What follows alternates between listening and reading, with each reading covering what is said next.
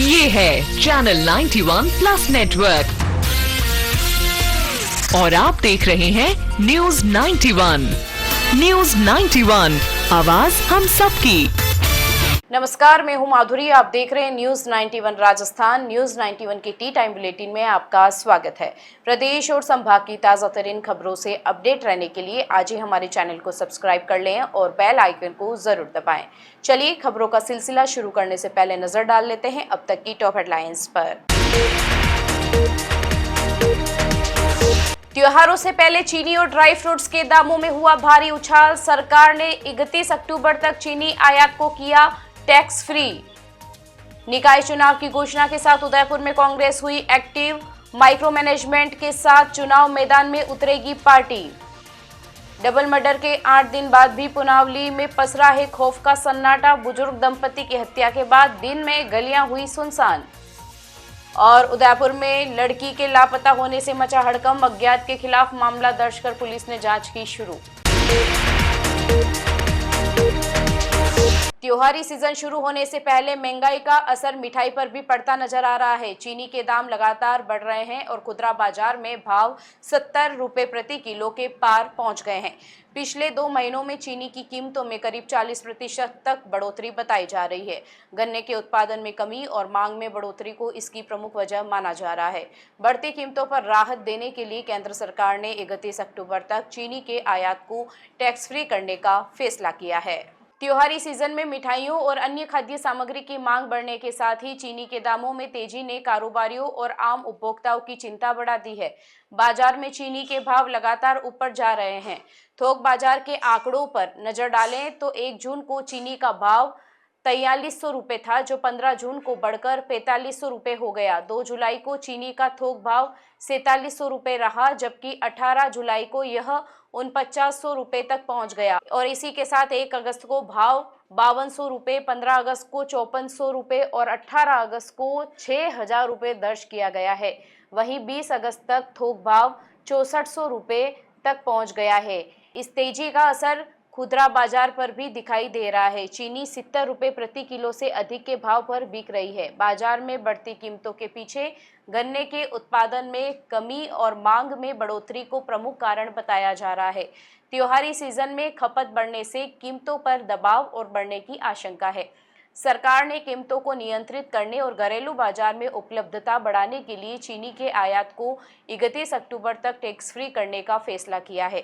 सरकार की कोशिश है कि अतिरिक्त आपूर्ति बाजार में पहुंचे और त्योहारी सीजन में उपभोक्ताओं को बढ़ती कीमतों से कुछ राहत मिल सके। वहीं ड्राई फ्रूट्स के दामों में भी तेजी देखी जा रही है। बादाम इंडिपेंडेंट का भाव जून में 805 रुपये प्रति किलो था, जो जुलाई में 830 रुपये और अगस्त में बढ़कर 880 रुपये प्रति किलो हो गया। नमकीन पिस्ता के भाव में इससे भी ज़्यादा तेजी दर्ज की गई है। जून में इसका भाव 1000 रुपये प्रति किलो था, जो जुलाई में 1400 रुपये और अगस्त में 1600 रुपये प्रति किलो तक पहुंच गया। सितंबर में इसके 1800 रुपये प्रति किलो तक पहुंचने का अनुमान जताया जा रहा है। ऐसे में त्योहारी सीजन से पहले चीनी के साथ ड्राई फ्रूट्स की बढ़ती कीमतें भी मिठाई कारोबार और आम लोगों के घरेलू बजट पर असर डाल सकती है। अब नज़र सरकार के टैक्स फ्री आयात के फैसले पर रहेगी कि बाजार में बढ़ी हुई आपूर्ति से कीमतों में कितनी राहत मिलती है। दक्षिणी राजस्थान का एकमात्र सुपर स्पेशलिटी अलकनयन आई हॉस्पिटल पिछले 30 सालों से है आपकी सेवा में समर्पित, जो देते हैं आपको एक्सपीरियंस डॉक्टर्स की टीम और लेटेस्ट टेक्नोलॉजी द्वारा लेसिक, कॉर्निया, रेटिना, कैटरैक्ट जैसी सभी आई केयर ट्रीटमेंट एक ही छत के नीचे। अलकनयन eye hospital, Pratap Nagar extension, near transport नगर, उदयपुर। राजस्थान में निकाय चुनावों की घोषणा के साथ ही उदयपुर में सियासी सरगर्मियां तेज हो गई है। कांग्रेस ने आगामी चुनावों को लेकर प्रेस वार्ता की। उदयपुर देहात जिला कांग्रेस अध्यक्ष रघुवीर सिंह मीणा ने कहा कि पार्टी इस बार पूरी तैयारी और माइक्रो मैनेजमेंट के साथ चुनाव मैदान में उतरेगी। कांग्रेस ने 80 वार्डों में प्रभारी नियुक्त किए हैं और योग्य उम्मीदवारों के चयन के लिए पैनल तैयार किए जा रहे हैं। पार्टी ने बीजेपी के पिछले 6 बोर्डों के कामकाज को भी चुनावी मुद्दा बनाने की बात कही है। निकाय चुनावों की घोषणा के बाद उदयपुर में कांग्रेस ने अपनी चुनावी रणनीति सामने रख दी है। सूरजपुर स्थित पार्टी कार्यालय में हुई प्रेस वार्ता में उदयपुर देहात जिला कांग्रेस अध्यक्ष रघुवीर सिंह मीणा ने बताया कि सभी वार्डों में प्रभारी नियुक्त किए जा चुके हैं। उम्मीदवारों के चयन की प्रक्रिया में कई स्तरों पर निगरानी रखी जा रही है ताकि पार्टी को योग्य और चुनाव लड़ने में सक्षम प्रत्याशी मिल सके। रघुवीर सिंह मीणा ने कहा कि 3 वार्डों पर निगरानी के लिए ऑब्जर्वर लगाए गए हैं और वरिष्ठ नेताओं का मॉनिटरिंग बोर्ड भी बनाया गया है। पार्टी की कोशिश है कि युवाओं के साथ महिलाओं को भी उनकी भागीदारी के अनुरूप चुनावी मैदान में अवसर दिया जाए। कांग्रेस का लक्ष्य इस बार उदयपुर नगर निगम में बीजेपी के लगातार 6 बोर्डों के बाद अपना महापौर बनाने का है। कांग्रेस ने बीजेपी के पिछले कार्यकालों के कामकाज को लेकर भी कई सवाल उठाए। रघुवीर सिंह मीणा ने भ्रष्टाचार, आपसी विवाद, भूखंडों से जुड़े मामलों को चुनावी मुद्दा बनाने की बात कही। उन्होंने कहा कि इन मुद्दों को लेकर कांग्रेस जनता के बीच जाएगी और अंतिम फैसला जनता करेगी। पार्टी नेताओं के मुताबिक उदयपुर नगर निगम के 80 वार्डों में से 36 वार्ड उदयपुर ग्रामीण क्षेत्र में आते हैं। इन सभी वार्डों में प्रभारी नियुक्त कर कार्यकर्ताओं को घर घर संपर्क के लिए लगाया गया है। प्रभावशाली लोगों और वरिष्ठ नेताओं से चर्चा कर उम्मीदवारों के पैनल तैयार किए जा रहे हैं। साथ ही बागी प्रत्याशियों को चुनाव मैदान से दूर रखने के लिए भी प्रयास किए जाएंगे। कांग्रेस ने पिछले चुनावों की कमियों की समीक्षा भी की है। नेताओं ने माना कि कई जगह पार्टी के भीतर बंटवारा, टिकट वितरण और बागियों को नहीं बैठा पाना हार की वजह रहा। अब इन कमियों को दूर कर चुनाव लड़ने की रणनीति बनाई जा रही है। नगर निगम, नगर परिषद, नगर पालिकाओं के चुनावों की घोषणा हो चुकी है। अभी 27 तारीख से आचार संहिता लागू हो जाएगी। उसके साथ ही फॉर्म का नॉमिनेशन फाइल करने का प्रक्रिया शुरू हो जाएगी। आज हमने ये प्रेस कॉन्फ्रेंस तो हमारे यूथ कांग्रेस के साथी आए हैं, ये कोऑर्डिनेटर हैं अर्जुन जी मिश्रा, यूथ कांग्रेस के जो साथी हैं जो पॉलिटिक्स में इंटरेस्ट रखते हैं उनको आगे लाने के लिए ये प्रयास कर रहे हैं। टास्क फोर्स, पंचायती टास्क फोर्स के नाम से लॉन्च किया है कार्यक्रम। परंतु इसके साथ ही चूँकि चुनाव प्रक्रिया शुरू हो गई तो मैं भी डीसीसी प्रेसिडेंट होने के नाते ये आपको अवगत कराना चाहता हूँ कि हमारे उदयपुर नगर निगम के 80 वार्ड हैं। 80 वार्डों में से 36 वार्ड हमारे उदयपुर ग्रामीण क्षेत्र में आते हैं। उन 36 वार्डों के हमने सभी जगह प्रभारी लगा दिए हैं। लगातार हमारे कार्यकर्ता घर घर भी जा रहे हैं, सब सीनियर लीडरों से बात कर रहे हैं। जो भी लोग प्रभावशाली लोग हैं उन सबसे चर्चा करके और कैंडिडेटों को सिलेक्शन के लिए पैनल बनाने के लिए प्रयास कर रहे हैं। आने वाले समय में हम सभी प्रयास ये करेंगे कि हमारे किसी कोई बागी चुनाव नहीं लड़े, उसके लिए भी हम प्रयासरत हैं। और दूसरा, हम अब के बहुत ही माइक्रो मैनेजमेंट के साथ चुनाव लड़ना चाहते हैं ताकि किसी भी तरह से हमारी कमज़ोरी नहीं रहे।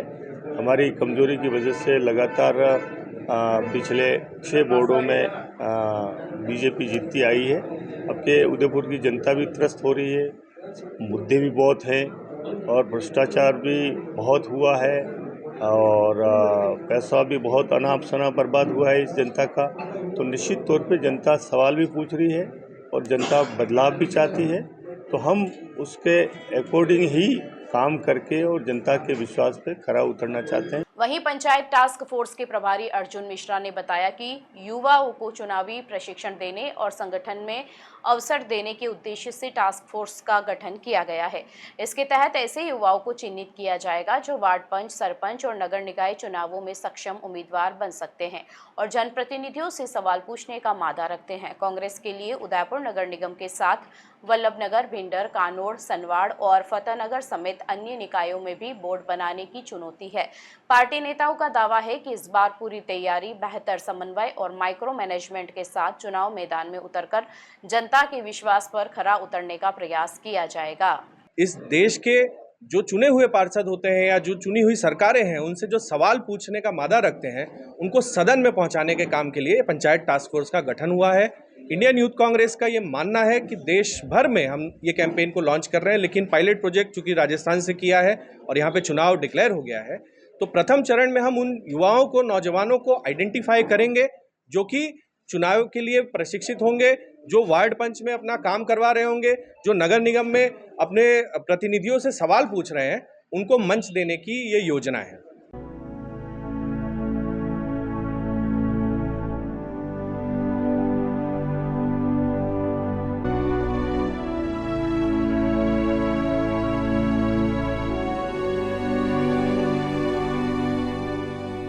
उदयपुर के गोगुंदा क्षेत्र के पुनावली गांव में डबल मर्डर के 8 दिन बाद भी दहशत का माहौल है। 14 अगस्त को बुजुर्ग दंपति के शव घर के अंदर बक्से से मिलने के बाद गांव की तस्वीर बदल गई है। हालात ऐसे हैं कि दिन में 1 बजे भी गलियां सुनसान नजर आती है। बच्चों का खेलना कूदना बंद है और शाम 6 बजे बाद ग्रामीण घरों से बाहर निकलने से डर रहे हैं।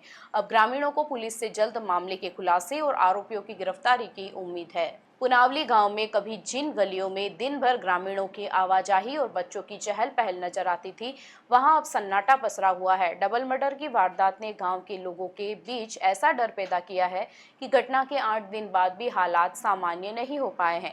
14 अगस्त को बुजुर्ग दंपति के शव उनके ही घर के अंदर एक बक्से से बरामद हुए थे। घटना सामने आने के बाद पुलिस ने मामले की जांच शुरू की, लेकिन वारदात का खुलासा नहीं होने से ग्रामीणों की चिंता लगातार बनी हुई है।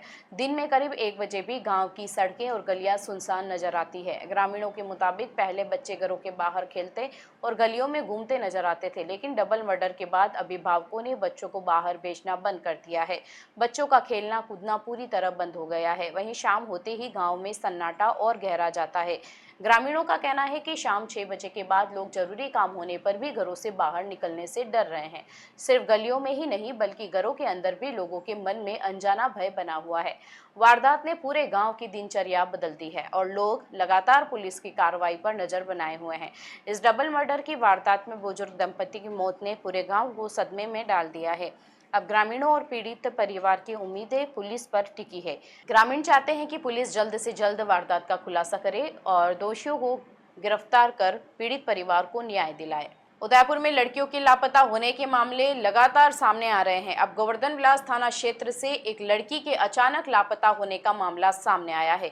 लड़की घर से बिना बताए कहीं चली गई और काफी तलाश के बाद भी उसका पता नहीं चल सका। परिजनों की शिकायत पर पुलिस ने मामला दर्ज कर जांच शुरू कर दी है। पुलिस अब सीसीटीवी फुटेज खंगालने के साथ लड़की के संपर्क में आए लोगों से भी पूछताछ कर रही है।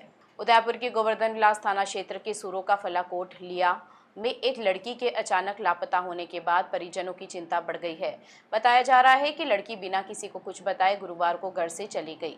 परिजनों ने आसपास के इलाकों और संभावित स्थानों पर उसकी तलाश की, लेकिन काफी प्रयास के बाद भी लड़की का कोई सुराग नहीं मिला। इसके बाद लड़की के परिजनों ने गोवर्धन विलास थाने पहुंचकर पुलिस को लिखित शिकायत दी।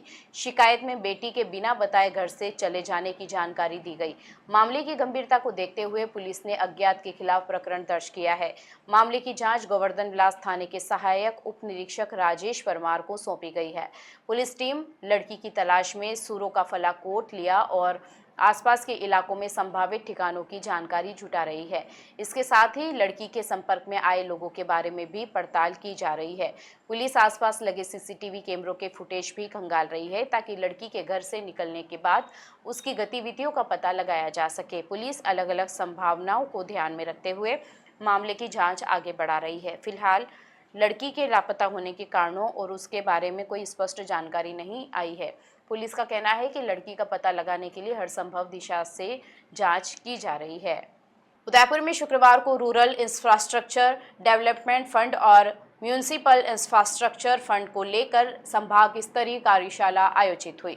नाबार्ड के तत्वाधान में हुई कार्यशाला में ग्रामीण और शहरी क्षेत्रों में आधारभूत सुविधाओं के विकास और परियोजनाओं के वित्त पोषण पर चर्चा की गई। कार्यशाला में संभाग के संबंधित विभागों के अधिकारी और बैंक अधिकारियों ने हिस्सा लिया। इस दौरान विकास परियोजनाओं की बेहतर योजना, वित्तीय संसाधनों के समुचित उपयोग और समयबद्ध क्रियान्वयन पर भी मंथन हुआ।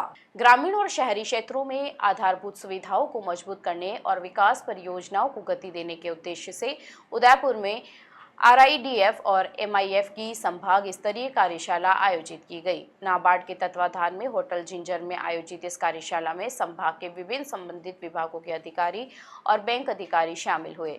कार्यशाला के दौरान ग्रामीण इंफ्रास्ट्रक्चर डेवलपमेंट फंड और म्यूनिसिपल इंफ्रास्ट्रक्चर फंड के प्रभावी उपयोग को लेकर विस्तार से चर्चा की गई। अधिकारियों ने ग्रामीण और शहरी क्षेत्रों में आधारभूत सुविधाओं के विकास के लिए तैयार की जाने वाली परियोजनाओं और उनके वित्त पोषण से संबंधित जुड़े विभिन्न पहलुओं पर विचार विमर्श किया गया। इस दौरान विकास कार्यों के लिए उपलब्ध वित्तीय संसाधनों का बेहतर तरीके से उपयोग करने और जरूरत के अनुसार परियोजनाओं की प्राथमिकता तय करने पर भी चर्चा हुई। अधिकारियों ने कहा कि किसी भी विकास परियोजना की सफलता के लिए बेहतर प्लानिंग के साथ वित्तीय संसाधनों का समुचित उपयोग और समय पर काम पूरा होना जरूरी है। कार्यशाला में RIDF और MIF के माध्यम से क्षेत्र में विकास की संभावना पर भी मंथन किया गया। संबंधित विभागों के अधिकारियों ने अपनी जरूरतों और प्रस्तावित परियोजनाओं से जुड़े विषयों पर चर्चा की। वहीं बैंक अधिकारियों के साथ परियोजनाओं के वित्त पोषण को लेकर समन्वय पर भी विचार किया गया। कार्यशाला में परियोजनाओं की बेहतर योजना बनाने, वित्तीय संसाधनों के प्रभावी उपयोग और विकास कार्यों के समयबद्ध क्रियान्वयन पर विशेष जोर दिया गया।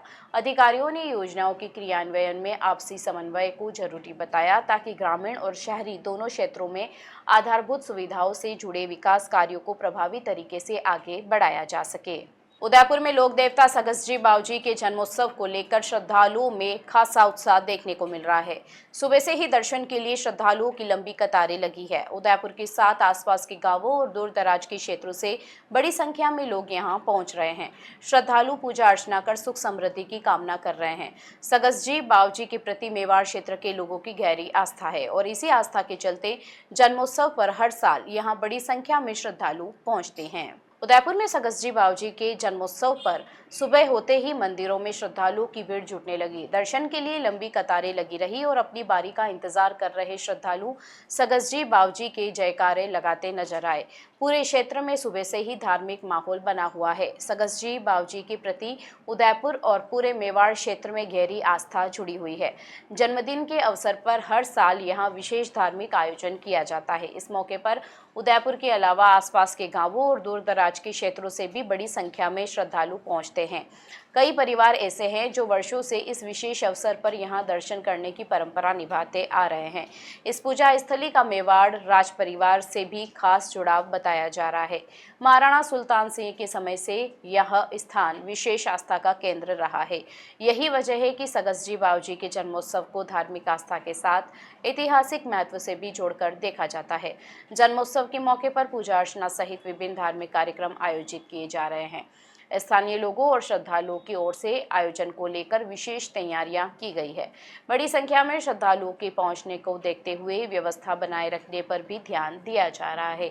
श्रद्धालुओं का मानना है कि सगसजी बावजी के दरबार में सच्चे मन से की गई प्रार्थना पूरी होती है। इसी विश्वास और आस्था के चलते हर साल जन्मोत्सव के अवसर पर यहां श्रद्धालुओं की भीड़ उमड़ती है। इस बार भी सुबह से ही दर्शन के लिए लगी कतारें और बड़ी संख्या में पहुंच रहे श्रद्धालु आयोजन की भव्यता बयां कर रहे हैं। दिन भर श्रद्धालुओं के पहुंचने का सिलसिला जारी रहने की उम्मीद है। जन्मोत्सव की धूम के बीच सगसजी बावजी की पूजा स्थली आस्था, भक्ति और जयकारों से गूंजती नजर आ रही है। चलते चलते फिर नजर डालते हैं आज की टॉप हेडलाइंस पर।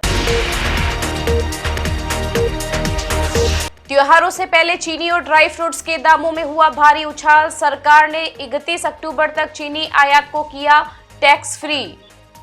निकाय चुनाव की घोषणा के साथ उदयपुर में कांग्रेस हुई एक्टिव।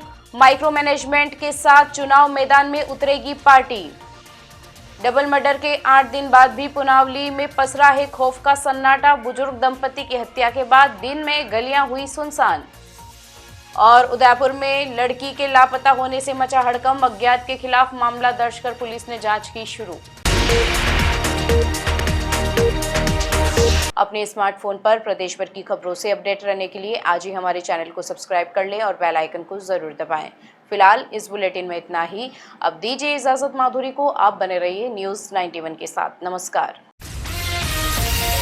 ये है चैनल 91 प्लस नेटवर्क और आप देख रहे हैं न्यूज़ 91। न्यूज़ 91, आवाज हम सबकी।